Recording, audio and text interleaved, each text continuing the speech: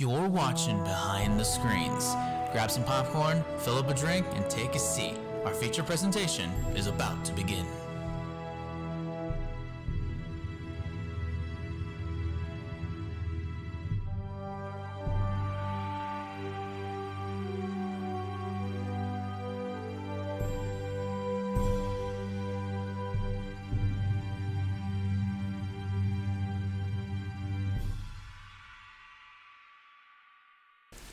Good morning, good afternoon, good evening, whatever time zone you may be listening. Welcome to another amazing episode of Behind the Screens. I'm Chris Chason, and joined as always is my co-host and best friend, Mike Lakewood. Mike, how you doing, man? I'm doing amazing, Chris. I'm positively ecstatic to be back here for episode 4 of Behind the Screens. Oh yeah, we've got an interesting episode for you today.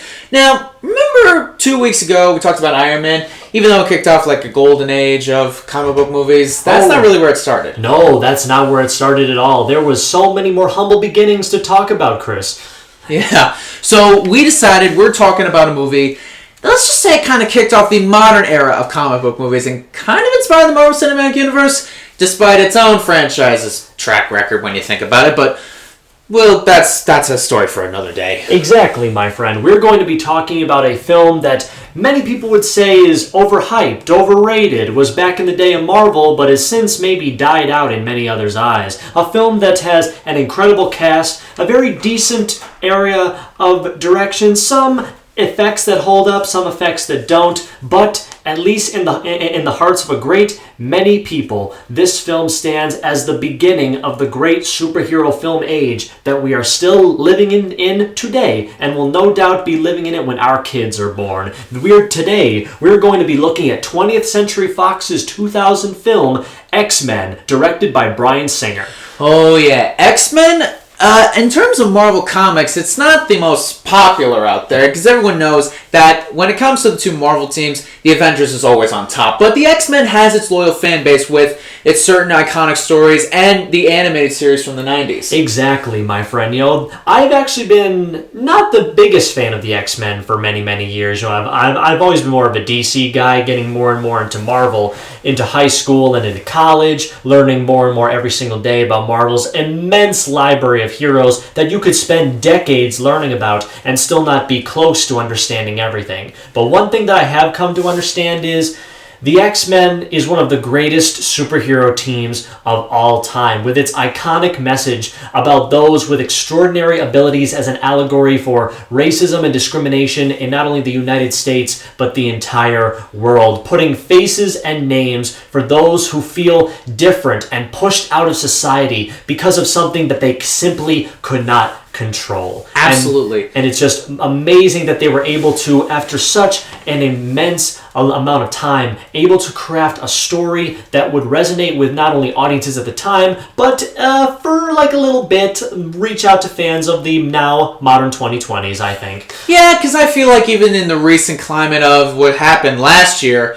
people can look back on the X-Men and see it as a positive way to combat racism, even though it has its own problems. But one thing at a time. So we're basically going to discuss the positives on what made the X-Men movie so impactful, not just as like its concepts and metaphors, but and symbolisms, but also as a comic book movie. Exactly, and we simply cannot do that without talking about the plot first, then the characters second, its crew and achievements third, and of course every other good thing following that, my friends. Oh yes, so let's dig into 2000's X-Men, where let's see how uncanny it gets. Indeed. In Nazi-occupied Poland in 1944, a young Eric Magnus is separated from his parents upon entrance into the Auschwitz concentration camp.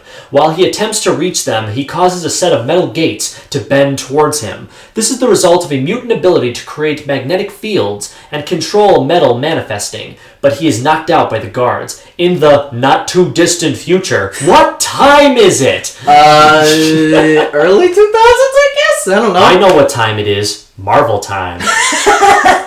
U.S. Senator Robert Kelly attempts to pass a Mutant Registration Act in Congress, which would force mutants to reveal their identities and abilities. Present are Eric, now going by the name Magneto, Master of Magnet, and his telepathic colleague, Professor Charles Xavier, played respectively by Sir Ian McKellen and Sir Robert Patrick, wait a minute, not Robert Patrick. Ron Patrick, dude. You No, I Stewart. apologize. I had Terminator 2 on the brain.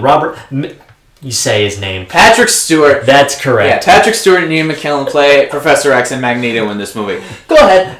Xavier sees Magnus in attendance and is concerned with how he will respond to the Registration Act. In Meriden, Mississippi, 17-year-old Marie de Ancto, I'm just going to call her Rogue. Yeah, let me see how you pronounce that last name. It looks like Diancanto. I don't know. Diancantado. Let's just call her Marie. Fair enough. She accidentally puts her boyfriend into a coma after kissing him on the lips. Because of her mutant ability, it absorbs the power and the life force of anyone she touches. She runs away from home and adopts the name Rogue. Really awesome name, let me tell you this. And fitting, given her situation. She runs away all the way to Alberta, Canada, where she arrives at a dive bar, meeting Logan, also known as the Wolverine, played by the amazingly awesome Hugh Jackman. Oh, we'll gush about him in a moment. I could spend the whole podcast talking about him. I think I will. Oh, God. He is a mutant who possesses superhuman healing abilities and metal claws that protrude from between his knuckles. They are attacked on the road by Sabretooth, one of Magneto's minions, but two of Xavier's students, Cyclops and Storm, who are Scott Summers and Aurora Monroe. Awesome. They arrive and save them just in the nick of time. Wolverine and Rogue are brought to Xavier's mansion and school for mutants in Westchester County, New York. That's in New York City, correct? It's a few minutes outside of the city, but technically, yeah. Very nice. Xavier tells Logan that Magneto appears to have taken an interest in him and asks him to stay while Xavier's mutants, the X-Men, investigate the matter. Rogue enrolls in the school. I'm going to be telling a lot of people to enroll in school as soon as they can. Yo, that's good. I love that. Oh my goodness gracious. But she enrolls in school. Senator Robert Kelly is abducted by two more of Magneto's minions, Toad. It's Toad and Mystique. Yeah. Really awesome characters, let me tell you. Oh, yeah. This movie has a lot of awesome designs when it comes to the different mutant varieties and all the different outward appearances of them. They are brought to their hideout on the uncharted island of Genosha. So that's where they were. They were on Genosha. That explains a lot. I never quite figured out where the island was that's in those movie scenes, but now I know it's Genosha for later reference. Magneto uses Kelly as a test subject for a machine powered by his magnetic abilities that generates a field of radiation which induces mutations in normal human beings. Kelly later escapes by taking advantage of his newfound mutant powers. Rogue visits Wolverine during the night while he is having a nightmare. Startled, he accidentally stabs her through the chest with his claws. But she is able to absorb his healing ability and recover without a scratch. This is observed by fellow students who arrive to help. She is later convinced by Mystique, who has disguised herself as her amazingly hot crush Bobby Drake, aka Iceman, that Xavier is angry with her and that she should leave the school at once. Xavier uses his mutant locating machine, Cerebro, to find Rogue at a nearby train station, and the X-Men go to retrieve her. Meanwhile, Mystique enters Cerebro and sabotages it. Having left ahead of Storm and Cyclops, Wolverine finds Rogue on a train and convinces her to return to the school. Before they can leave, Magneto arrives, knocks out Wolverine, and subdues Rogue. Young people. Revealing that it was Rogue who he wanted, not Wolverine. Although Xavier attempts to stop Magneto by mentally controlling Sabretooth and Toad, he is forced to release his hold on Sabretooth when Magneto threatens the police who have converged on the train station, allowing the Brotherhood of Evil to escape with Rogue. Kelly enters and arrives at Xavier's school, and Xavier reads his mind to learn about Magneto's machine. Realizing the strain of powering it nearly killed Magneto, the group deduces he intends to transfer his powers to Rogue and use her to power it at the cost of her own life. Kelly's body rejects his mutated powers, and his body dissolves into a clear liquid. Xavier attempts to locate Rogue using Cerebro, but Mystique's sabotage incapacitates him too, and he falls into a coma. I guess he's, back to normal at the end of the movie. Yeah, we'll go into that. Fellow telekinetic and telepath Jean Grey fixes Cerebro and uses it, learning that Magneto plans to place his mutation-inducing machine on Liberty Island and use it to locate the world leaders meeting at a summit on nearby Ellis Island. The X-Men scaled the Statue of Liberty, battling and overpowering the Brotherhood of Evil while Magneto transfers his powers to Rogue and activates the mutating machine. As Wolverine confronts and distracts Magneto, Cyclops blasts him away, allowing Wolverine to destroy the machine in the process. He transfers his powers to Rogue and his healing abilities rejuvenate her, while of course knocking himself out. Professor Xavier and Wolverine recover from their comas. 2 comas? Really? Never mind. The group also learns that Mystique escaped the island battle and is actually impersonating Senator Kelly, despite being severely injured by Wolverine, as shown by 3 scars left by him. Xavier gives Wolverine a lead to his past at an abandoned military installation in Canada near Alkali Lake. Magneto is imprisoned in a complex constructed out of plastic and is visited by Xavier to play their favorite game, chess. And Magneto warns him he intends to escape one day and continue to fight. For you see, there is a war coming, and I fully intend to be there when it happens.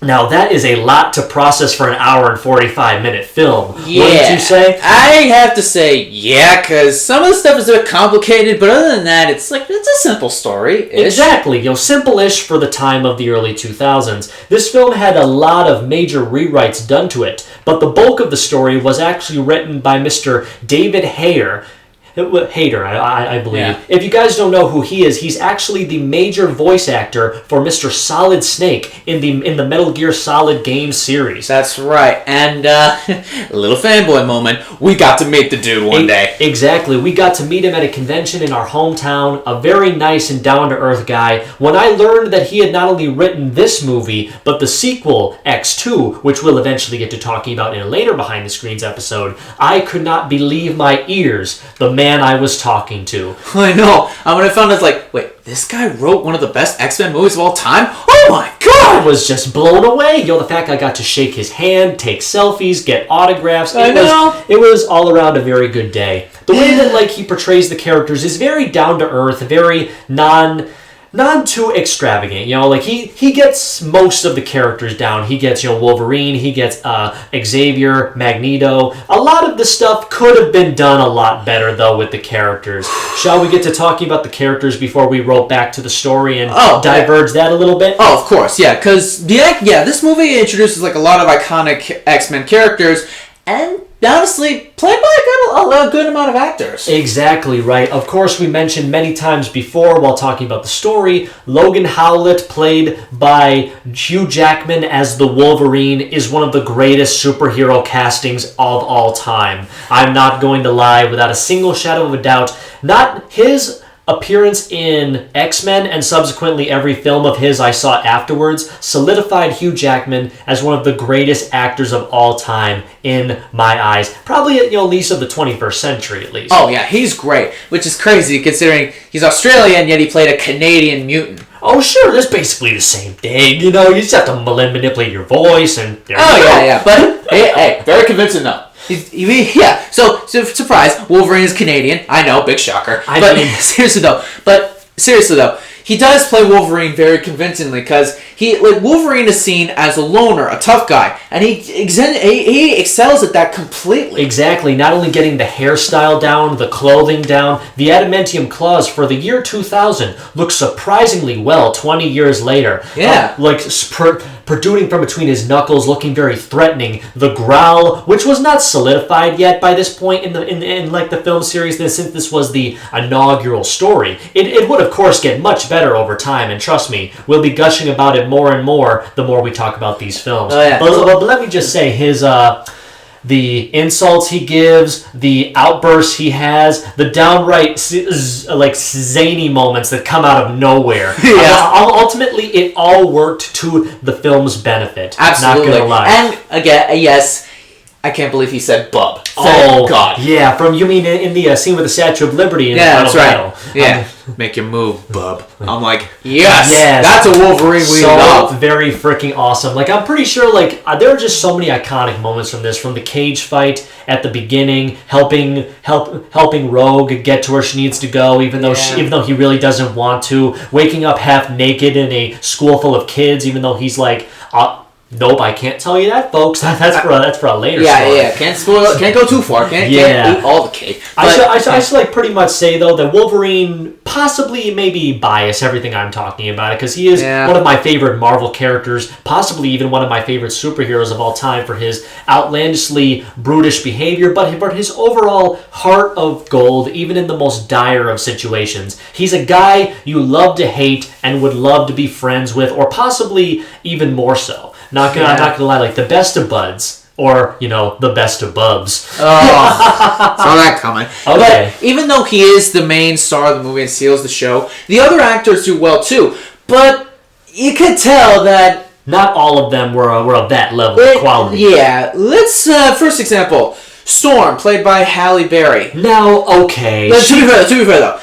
She is an alright Storm. It's just some of her dialogue is a bit questionable. That and a bit stilted. Very, very stilted. I think that Halle Berry is a very fine actor. I think that she got robbed and overused in the early 2000s because of, being a mixed woman of color in a very much changing Hollywood world. Like the hoops that she had to jump through to get good acting roles really does sicken me when you read some of the stories. But you know what? I look at this film, I think she did fine. But basically, the fact of the matter is, there are some things I wish that they did amazingly better. Her makeup and costume just look terrible. Let me just say, the wig that she's wearing, because you could honestly tell it's a wig. If you can't, get glasses. Honestly, I can vouch for that. Because though mind you, she does have her very fine moments. Her very clearly fake African accent shows through all the time. And now that me and Chris have seen every single episode of the 90s X-Men animated series, just seeing Rogue in live action, especially her first appearance, was very underwhelming. Yeah, basically Rogue got the short end of the stick. Not just in this movie, but every appearance she's been in when you think about it. Well, not everyone, although, mind you, I would say that any appearance that she makes in was not overly good, but they had their moments. How can you honestly forget one of the best moments of this movie? Do you know what happens to a toad when it gets struck by lightning? Oh, Storm, yes. And also, we talked about how Wolverine's claws look good. The visual effects for Storm's lightning are still pretty good looking. It's actually not bad. Not gonna lie, when we get to the end of the movie, when she actually starts doing stuff, then I think, okay, now we're getting somewhere. She's actually convincing me that she's a superheroine and not just someone in a costume. Yeah, she did good. Costume choices aside, Storm is good, and it also applies to Rogue too, because Anna Paquin does a good job playing her. Anna Paquin tries so damn hard, but this is probably one of those things where I try to deviate, try to make my own concrete opinions on this, on the three franchises of superhero films that we'll be doing first and foremost in our movie reviews on Behind the Screens. I really didn't like Rogue's story. I do think that at least half of it was there. They had a very decent actress to play her and a very nice person. Anna Paquin is such a doll. Yes. But I have to say, Rogue should not have been one of the main focuses of this movie. She should have been a really awesome supporting character like Storm and Jean and Cyclops. But the fact of the matter is, when we get to the other characters, I don't think she should have had as much focus as she did. Yeah. I'm really glad that we got a lot of decent things from her as a result, but it should have honestly gone down a different way, and I have my own theory about it, which we'll get to later. Yeah. But she had a very decent arc. She was a very nice driving point, but of course, now that I've seen the 90s X-Men show and how voluptuous she was in that, I don't think that there could be... Well, obviously from any other cartoons. I haven't seen any of the other X-Men cartoons. Once I see that, then I'll form a more solid opinion. But as of this recording, on this day in the name of our Lord, 2021, I have to say that animated Rogue was better in the outward department, but Anna Paquin did a very decent job. Yeah, I agree. Yeah, 90s cartoon Rogue. They say she's a Southern Belle. They really solidified that. But trust me, we'll get to that at a later date. In this movie, she does a very good job of playing the very quiet and very confined person. How like she clearly doesn't want to hurt anybody, but Rogue used her like weakness as like a strength. She was very outward. She was very, like out there in the world. She was always willing to punch evil and use her power for the good of all. But the fact of the matter is, she wasn't always moping about it. No. She was moping sometimes, of course, but that like wasn't the whole thing. Not like in this movie where she wears her hood 24/7. It's like, this is very early 2000s cliche where the girl has to be quiet and sit in the corner and wait for stuff to happen. Yeah, emo is not cool anymore, people. No. Maybe it was good for a day in the year 2000, but not in these days. But okay, so the other characters, they're good too. Like James Marsden as Cyclops, he's alright. I know. One friend of mine will say that there's nothing bad about James Marsden, and neither do I. No, he's great. He's very talented. He's very good looking. He has a wide range of amazing abilities, not just acting, but singing and dancing. Yeah. But I have to say, well, maybe it was the perfect casting of he's bland. He's got at least 51% of Cyclops down. And again, we're also comparing, because we just recently watched the 90s X-Men cartoon. Yeah, 90s Cyclops was just way better. But to be fair though, he's not James Marsden did not do an awful job. No, but I feel like some of the dialogue could have been a little better. Exactly. Like the fact of the matter is, like, Cyclops is not the greatest X-Men. He's just the one aside from Wolverine, that they tend to use a lot because he's got eye beams. He has an amazing superpower, but he is the most bland superhero I've probably ever seen. One of them anyway. He stands there. He just like back and forths with Wolverine sometimes about him looking at Jean Grey's ass all the time. Like I'm just saying, it's like, dude, do something that makes me like be engaged with you. Don't just stand there and shake your head. Nobody wants to sit here and listen to you talk like this for an hour and 45 minutes. But like I must admit, he did a very decent job for what he did. Of course, one of my favorite lines from him in this movie is when they're suiting up for the final battle. Wolverine mocks the costumes because they look nothing like the comics. And of course, Cyclops says, well, what were you expecting? Yellow spandex? It's like, I immediately shouted this thing when like you and I recently watched this movie to prepare for this. Yes! Yes! I mean, seriously, I want to see colorful and wacky superhero costumes. That's one of the conventions of it. If Batman suddenly showed up wearing giant body armor, like in these weird leather things, I'm thinking, this is not Batman, this is Batman. And so it'll be like, it's kind of ironic because in later X-Men movies we do see yellow spandex. Yes, and we will get all about that later. And whatever negative conventions I had about the costumes in this movie, I still don't think they're great, but they like serve their purpose very well. They are stylish to a degree. Yeah, it was the early 2000s where leather was still popular, I guess. Barely, yeah. It was there, but it was easily fading out. What character should we talk about next? Honestly, Jean Grey. Jean Grey is... Ooh, how do you describe her in this franchise? I mean, the franchise overall, definitely not great. But, in this movie, they gave the illusion that they knew what they were doing with her. Right. They tricked us into thinking they had an idea of who Jean Grey was. She's the comfort person. She's the amazing, strong, supportive friend that everybody wishes we could have. The one who's always looking out for your best interests, even if you are not. And I think that's an amazing thing for a character to be. Sounds about fair. Not gonna lie, in this movie, she stands up to Congress and Senator Kelly, looks him in the eyes and says, this is not a good idea. You can't just force people who are terrified of being persecuted and prosecuted out in the open because you're terrified. It's basically like, I really don't mean to get into rational politics here, but then again, the X-Men are all about politics. Yeah, pretty much. Basically, the fact of the matter is, like, I'm not entirely sure if this is correct because, I'm a 21-year-old guy trying to be a teacher, so what do I know? Basically, the same thing about mutants in this Registration Act could possibly be the same thing about gun control. Yeah. Guns, by themselves, are a threat to no one. You leave a gun here for 1,000 years, leave it alone, it'll do absolutely nothing. You leave the mutants alone, there's a very good chance that they will do absolutely nothing, which is what the good idea is. But, of course, Senator Kelly in this movie showcases the idea just because they can hurt us, they will hurt us eventually. And I'm just thinking to myself, you're saying all these big words coming out of your mouth, like I'm listening to you as a very confident American citizen, but all I hear is you're afraid. That is all I hear. People get defensive most of all when they are afraid for their lives. Basically, very reflective of today. Congress is afraid of what these people with extraordinary abilities can do, so they're stopping them without even considering if they are dangerous or not. You are giving them reasons to hate you. You are giving them reasons to become what you fear they are.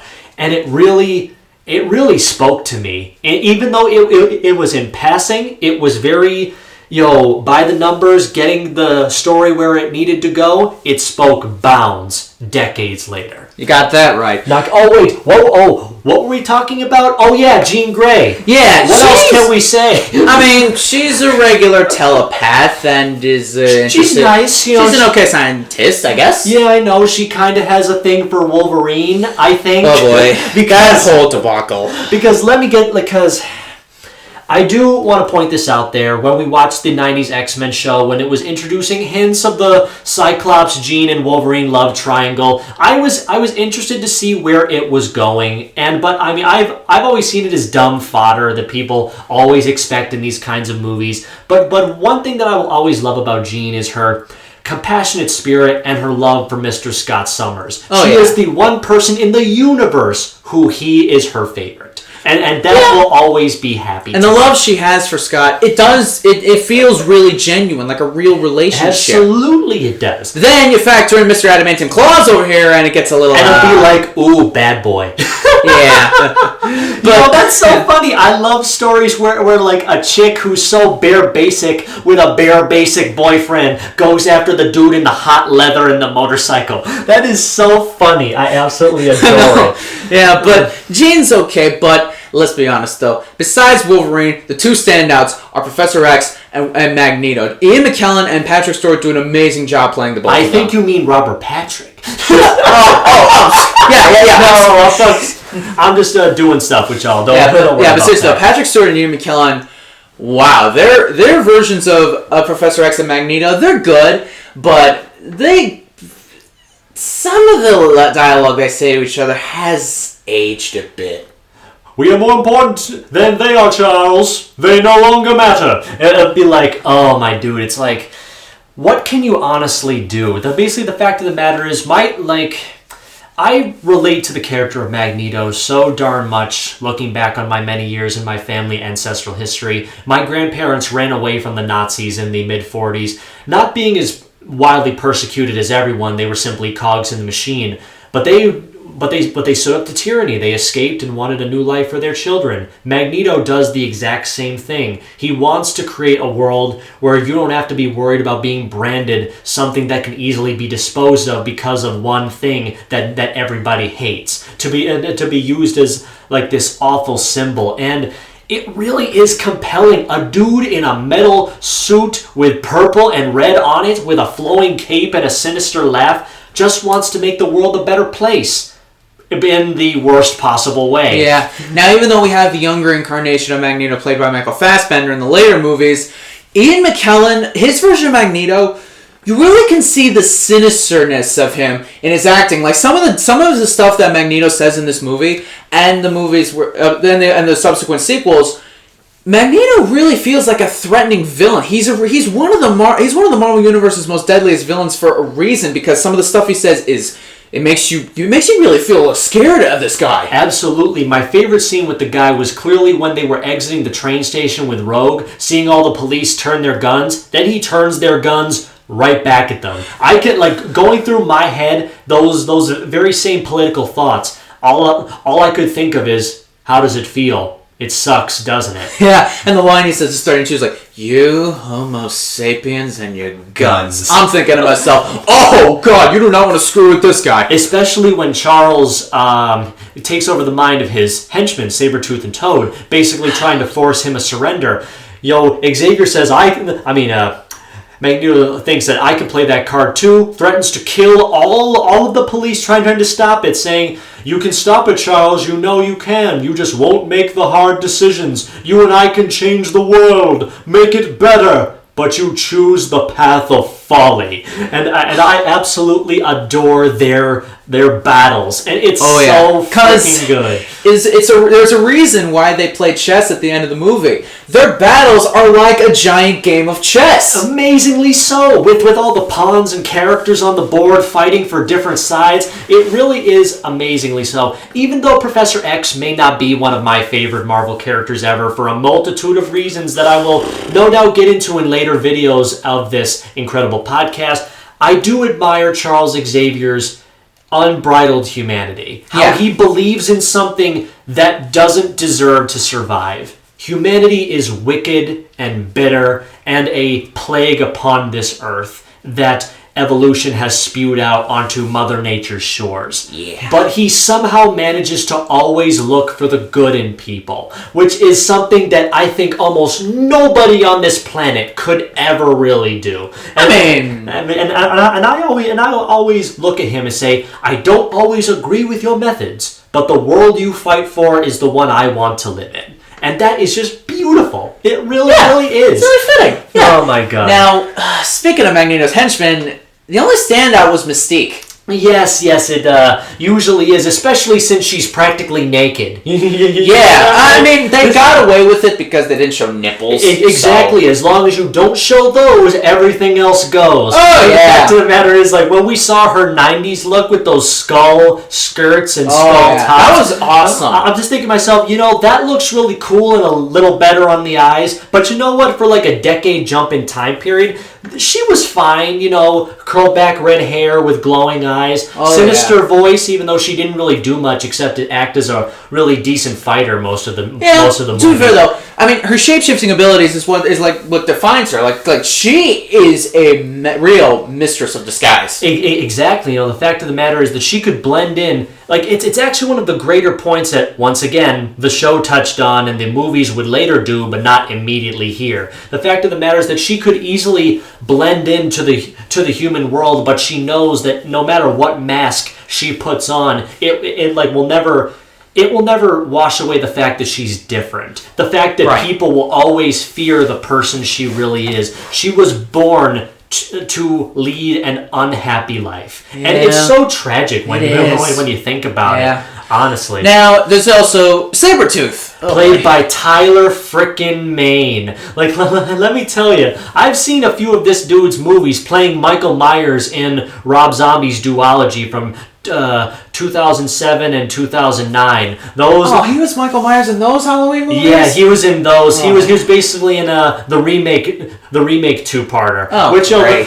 Let me tell you, he was honestly the best part in those. He played the terrifying killer so darn well. I've honestly never seen as many people who could play terrifying stone coldly like Mr. Mane. The makeup on him looked mixed for me, because he has all the woolly hair and everything. Yeah. He's got the sharp teeth and the dead eyes, but he really should have talked more. But honestly. He didn't. He's just basically Magneto's muscle with fur. And I'm thinking to myself, so why does he hate Wolverine again? Because you know what? That stuff is never explained until 9 years. It took 9 years of waiting for us to finally learn, and we will tell you all about that once we get there. Just assume that they hate each other. Every time that Sabretooth grunts, he means I hate you. That's basically what it is. I mean, not a bad translation. I've also chalked it up to the fact that Tyler Mane never talks in any of his movies. But the fact of the matter is he never talked as Michael Myers.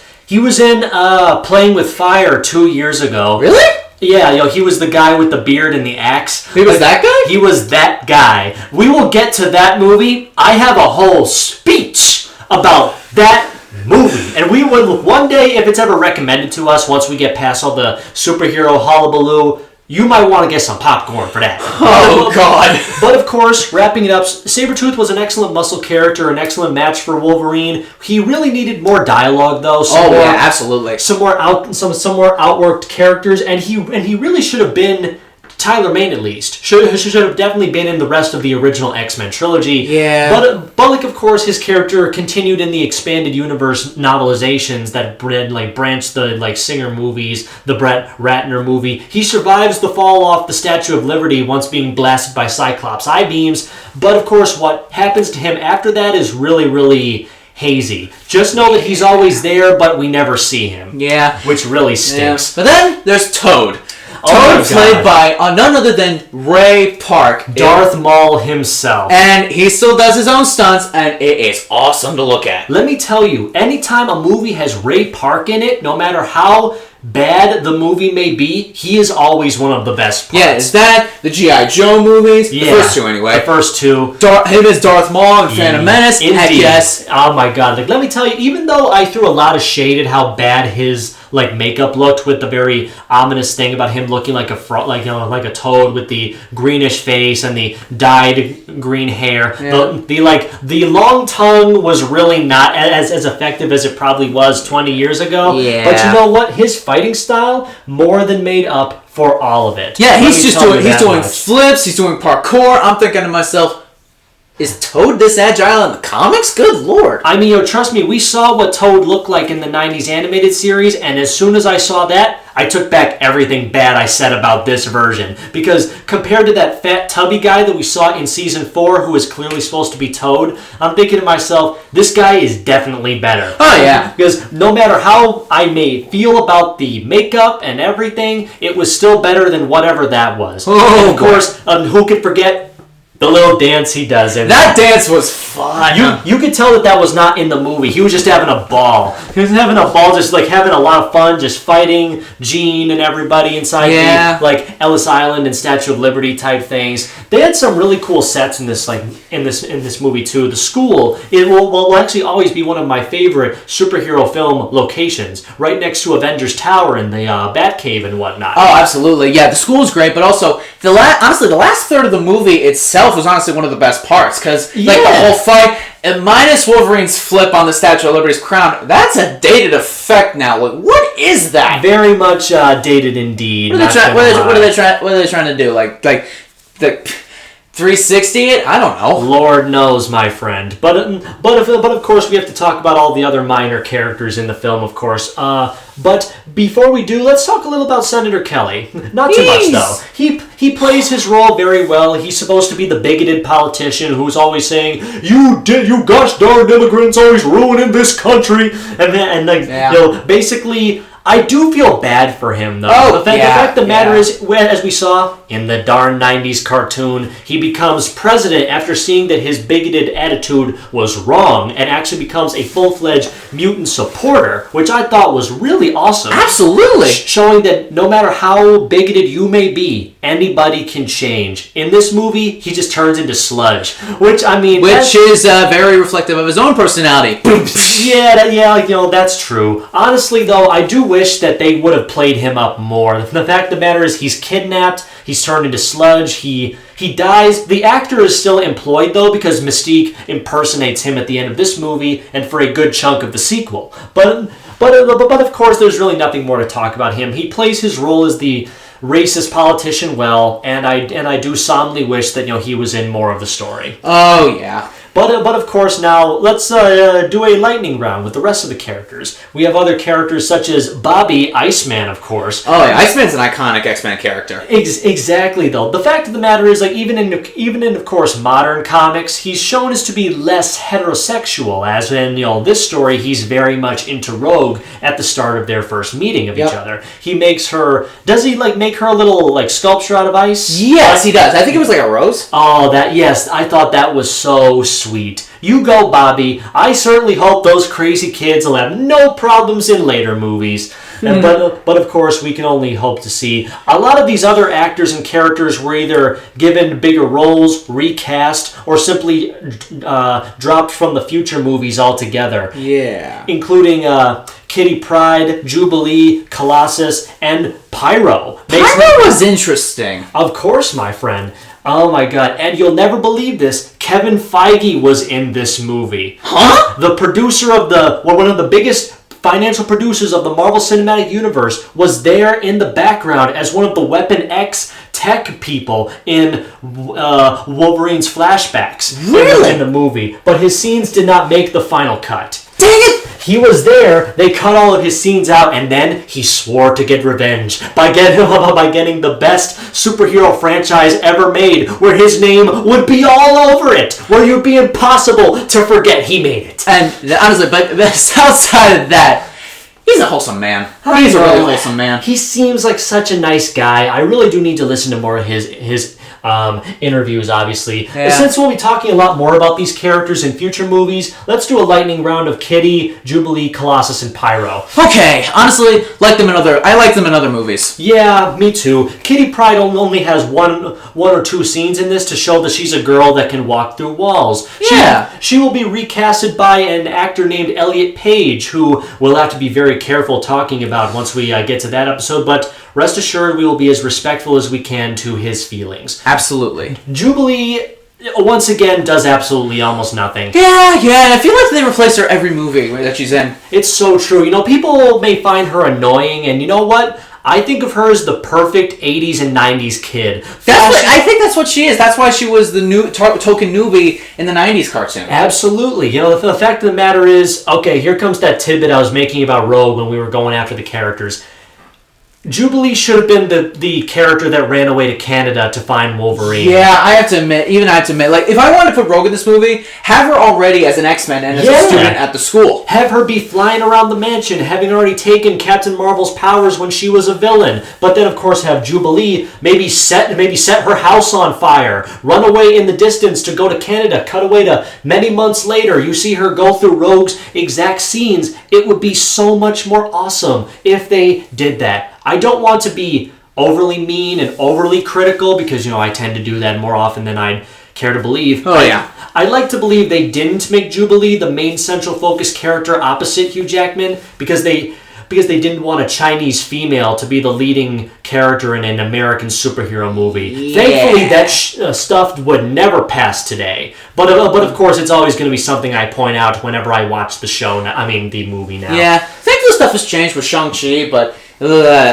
moving on. Colossus. Okay, Colossus, he's okay, but I just can't get over his appearances in the Deadpool movies. That's his best incarnation because it's the right proportions. He's Russian. He's tough. He's silver. All of that jazz. No Colossus Russian accent. Me no likey the character. I mean, to be fair though, the Colossus they had in this movie, and he showed up in the other movies. He's fine. Yeah. To be fair though, he doesn't talk much, so that's at least not so bad. But could have been better. One of the biggest problems that I will have, at least with the original trilogy, only half of the cast has any meaningful dialogue. Yeah. The rest of the heroes are just there to say, oh, my favorite hero was in that movie. What did they do?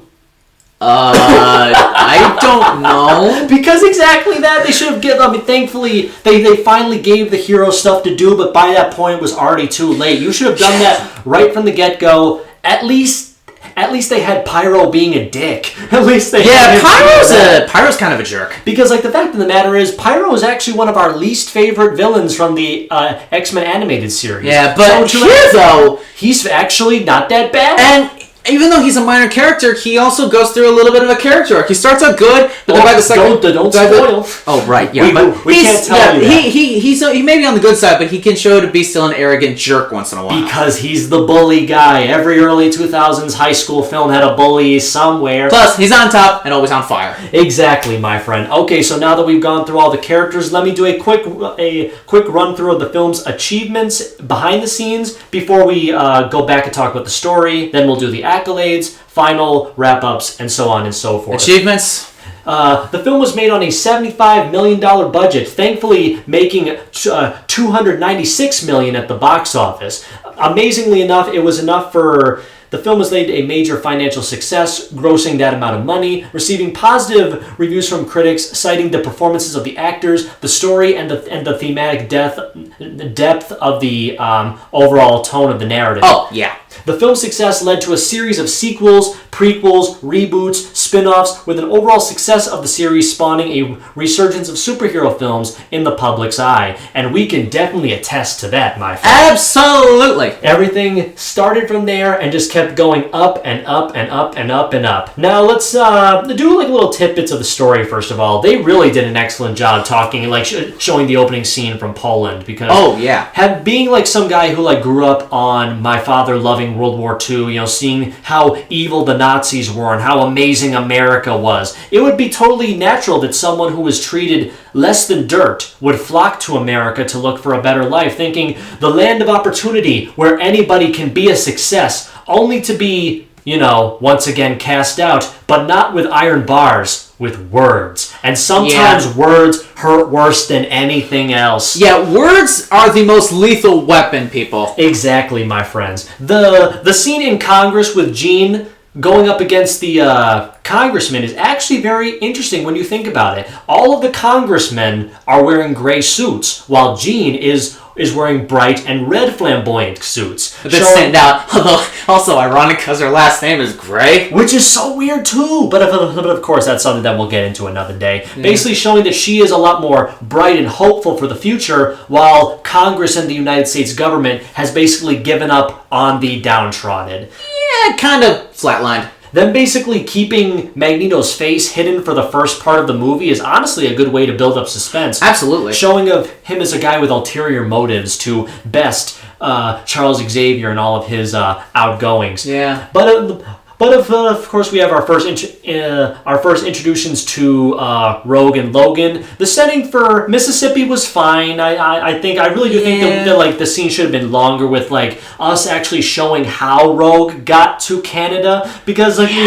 it basically seems like we cut a scene where we should have seen her parents arguing over, what do we do with her? She's a monster. She's no daughter of mine. I want her out of this house, because they did that in the 90s show. They showed us unapologetically her dad yelling in her face, telling that you know he didn't have a daughter anymore. He had no kids. She didn't exist. She was nothing. And like we really should have seen that. They robbed us of that. It's a PG-13 movie. If teenagers can do it, honestly. Yeah. But like of course we have the amazing-osity of the Canadian bar scene with Beast's actual voice actor from the 90s show being the one that drove Rogue up there. Which is honestly super freaking awesome. I did not know that. That's actually pretty cool. The fight with Wolverine in the ring over there was honestly very intense. It was a cage match. Of course it was intense. Any chance I can get to see Hugh Jackman shirtless, I'll pay triple for that. Like there is, and the Hugh Jackman love train is back, folks. Yes, it is. Basically, the scenes of tension where even when you leave the United States, it shows that other countries are even like as discriminatory against mutants. You know, back when people are threatening Logan when he brings out the claws.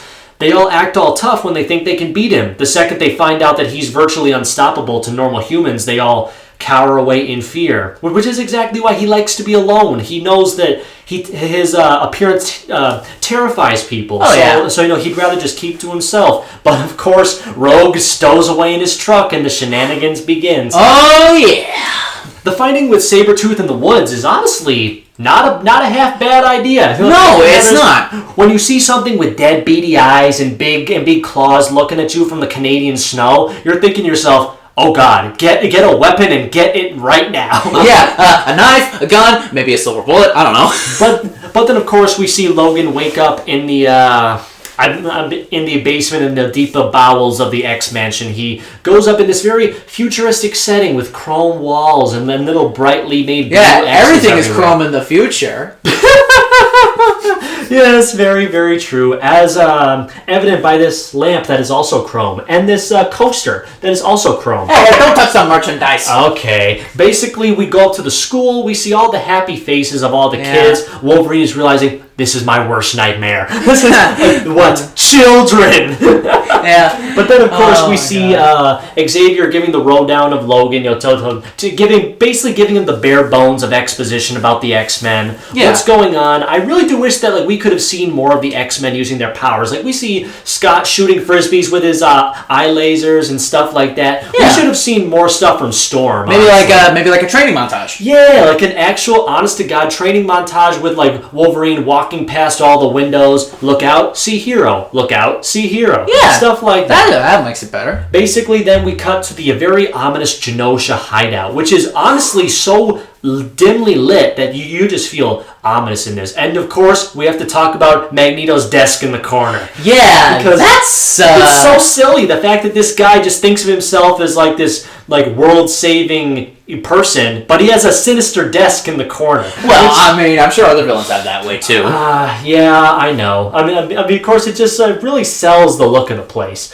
Not gonna lie. But then, of course, one of my all-time favorite scenes in the entire movie, the scene when Wolverine has the nightmare and accidentally stabs Rogue when she's looking at him. Basically, I had been years since I had seen the movie to prep for this podcast episode. When I saw that, the look on Hugh Jackman's face, it stripped away the broodingness of it to see fear in his eyes. The fact that he thought that he killed this girl, and the screaming he does for help is oh God. That's amazing. I would have given him a gosh darn award just for that one scene alone. Yeah, just let me just get this random Oscar and chuck it to him. And chuck it to him. The person we took it from clearly doesn't need it. Yeah. But then of course we have the scenes of Mystique sneaking onto the campus. Very good. Oh yeah. We have the scenes with Cerebro, which was very good the first time. Yeah. And it got less and less cool because they kept doing it over and over and over again. Yeah. And the fact of the matter is, I really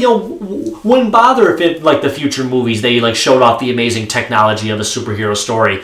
But they kept doing it again and again with nothing new or interesting happening. Once again, in the cartoon, Cerebro was either shown very briefly, or we got to see a different visual. You can tell that after we saw the 90s cartoon, we have a lot of bias towards that show now. Oh, well, I wouldn't say biased. I'm just saying that we saw so many things done better there that could have been done here if they just tried a little harder. That's fair. Yeah. I would honestly say that when they go to the train station, it is, really funny to see Halle Berry walk up to the guy in her ridiculous wig. Yeah. And, basically, I would have loved a joke where someone was trying to call security on her. But unfortunately, we don't get that. But then, of course, the fight inside the train station is okay, brief. The fight outside, though, is way better. Exactly. Then, of course, we get the scene with Magneto and Wolverine Magneto tries to take Rogue away. He fights to the very bitter end, only to be helpless against someone who can crush metal in his bare hands. Oh yeah. It was honestly very terrifying. We talked about the scene outside enough. Now let's skip over to when they tried to see where he is. Obviously, Xavier goes into a coma for the rest of the movie. It's kind of a thing that I always like to joke about with these movies. Patrick Stewart gets to literally sleep through half of his performance as Charles Xavier. Oh, basically because he's either lying over there, or he's lying over there, or he's face down here. He's got a kid draining him here. He's basically the person who is one of the most talented actors in the cast, yet he's the one who tries the least. When it calls it for, of course. When he needs to try, he tries very hard. Oh, yeah, of course. But then, of course, we get the amazing scene where we learn the Jet, the Blackbird, right? Yeah. Is under the gosh darn basketball court. I'd like to see the lawsuits on that one. So you got hurt because the basketball court opened up and a plane flew out? That's exactly what happened. And you're telling me this is a normal school for normal kids. Gifted kids, but yes. Oh, yeah, okay, sure. Well, no, you're going to be sued as the same as a gifted kid. Okay, very fine. But still, a really cool effect that I'm really glad that we can continuously talk about when we get to these movies. Oh, yeah. But then, of course, we get to the very decent-ish good climax of all the X-Men fighting the bad guys on Ellis Island and, the Statue of Liberty and all that. Yeah. We get to see Mystique playing mind games, Toad being very hilarious and funny, Sabretooth being ruthless. I really do wish that we could have gotten a longer fight scene with Magneto, though, towards the end. Oh, yeah. That fight was pretty good. Yeah, I mean, like I just wish they extended some points out. I really do like a lot of aspects of this gosh darn movie, though, despite my constant nitpicks of, oh, look at that, look at that, look at that. You know, I could watch this for years, no matter how many people hype this film up, because it's a very important, not only piece of superhero cinema, but cinema in general. Basically, the fact is, talking about politics should never be swept under the rug.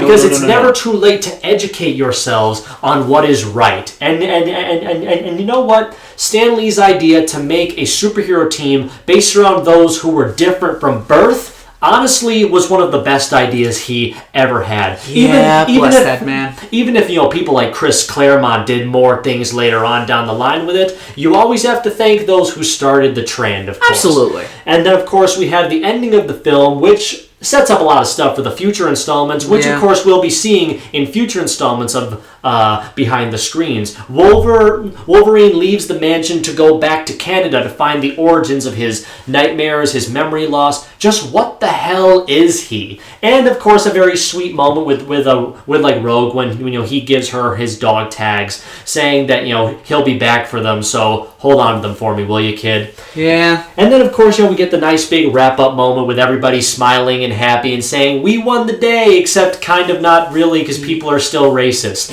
Yeah. But then, of course, one of my favorite scenes in the movie, one scene that I could honest to God see you and me reenacting when we're like 55 or 60, like you as Charles Xavier and me as Magneto. Basically just two old friends playing chess in a dimly lit room, saying that for now it's 1-0, but Magneto is just laughing all this off, thinking that yes, Charles may have won today, but that does not mean he will win tomorrow. The future is still his for the taking, so long as there is still mutant hate everywhere. Yeah, that is a good way to sum up the ending of this movie. So now, final thoughts. Mike, how would you rate this movie? Honestly, I've mentioned it numerous times. Many other folks think of this film as being overhyped, overliked, something that was just a thing for the times that got popular, so they made more things about it.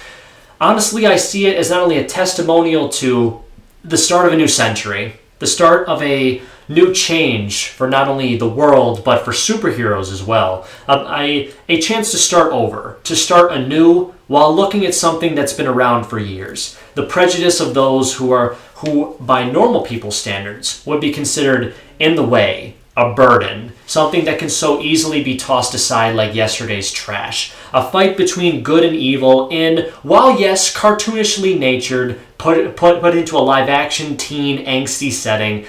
A lot of stuff really did work in this film. The characters were likable to an extent when it came to most of them. The sets and the fighting were truly top-notch. The effects, while mostly dated, are still very awesome to look at with Wolverine's claws, Cyclops' I-beams, etc., etc. The story is fairly basic, but when you start out a massive franchise, you gotta start small. Yeah. That's how we got Star Wars, after all. Oh, yeah. And no, I'd honestly say that it really does work as every bit as any first chapter should be. A story about one of the weirdest families with a very strange tree. Oh, and honestly, I can't wait to talk about these characters more and more in the future. Yeah. So, it is with my great pleasure to gratefully gift 2000's X-Men, directed by Bryan Singer from 20th Century Fox, a B+ letter grade. A B+, not bad. Indeed. How about you, Chris?